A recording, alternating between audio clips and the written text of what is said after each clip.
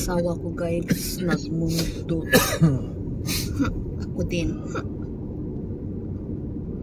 Ayaw kasi niyang gusto niyang pumunta sa renovation house. Wala na akong magagawa doon. Mga kaunti na lang, mga pintal-pintal ba walang challenge. Gusto kong magsunog doon sa namin. Sa lupa namin na tig 5-5 lang doon sa bukid. Ayaw niya. Kaya, ito, nagmumugto ako. Say hi, Bart. Hello. Not in the mood. But I always win, right? You know, guys, my husband, the best husband in the world. We have disagreements. Just like me, I want to go to the mountain.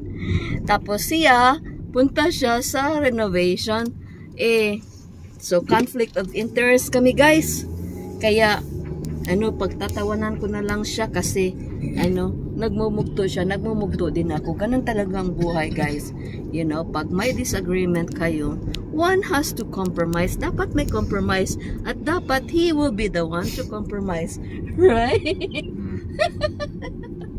I just love that guy. Look at how blessed I am to have him. He's not only good looking, and he's very gentle. Tsaka bright, guys. Bright itong asawa ko, magna cum laude. Woot, woot, woot. So why didn't you tell me that you were magna cum laude? Guys, nagde-date kami ng taong ito for 2.5 years na friends kami, and then 2.5 years na boyfriends and girlfriends kami, and never did he tell me na valedictorian siya sa high school and magna cum laude siya sa college.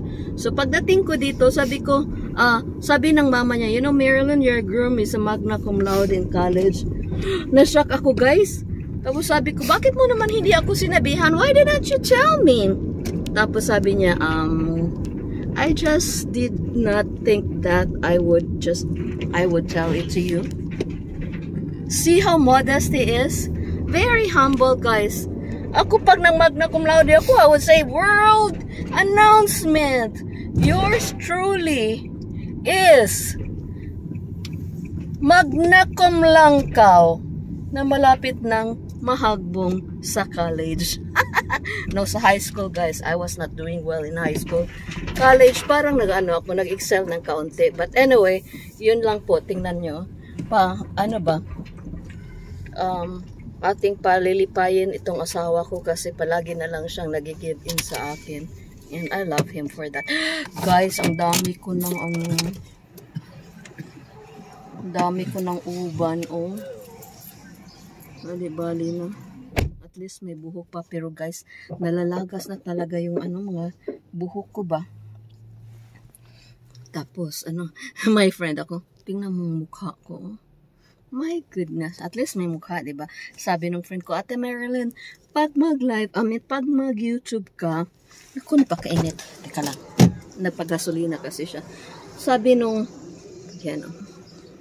wala talagang walang kadala-dala. Sabi ng friend ko, Ate Marilyn, pag mag-YouTube ka, or when you post pictures, yung magbihis ka naman, tapos magpa-makeup paganda ka naman, diba? Sabi ko, alam mo, hindi ako pwede kasi nagka-carpenter ako, tapos magbi-makeup ako, tapos magpipinta ako, tapos magbibihis ako. Sayang naman yung mga tingnan mo, sayang yung mga yung mga bagong nice clothes ko na magpipinta lang ako, tapos mapintahan siya. So, yun. But guys, dahil yagit talaga ako, guys.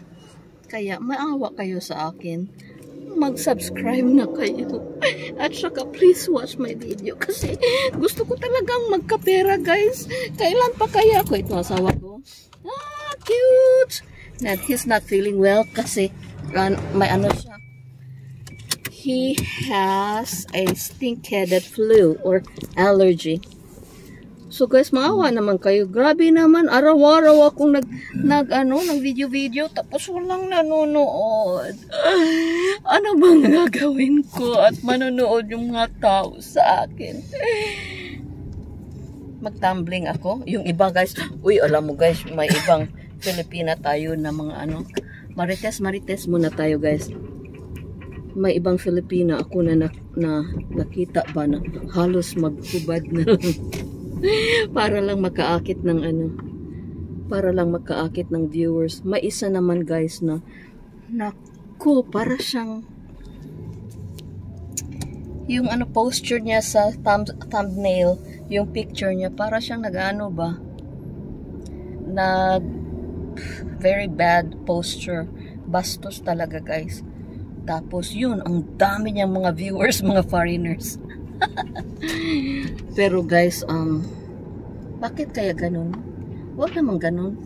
Kaya lang, sometimes people are very desperate. Like, they want to have viewers and they want to monetize their, ano ba yung monetize nila their channel, and so they would do it. They're desperate. They would do everything to their power to have people come and watch their video. Kaya ako, wala akong talent ng ganyan, guys. Magta-tumbling na lang ako.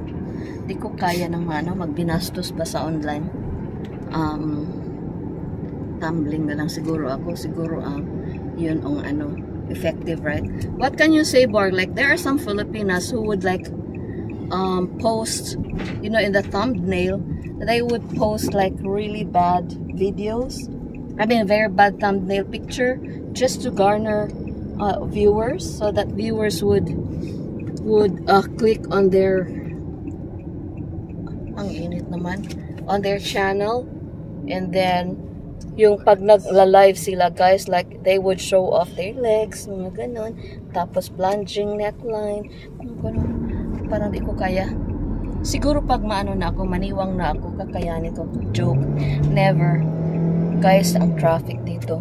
Kaya, ako po yung nanalo dahil punta muna kami sa bukid.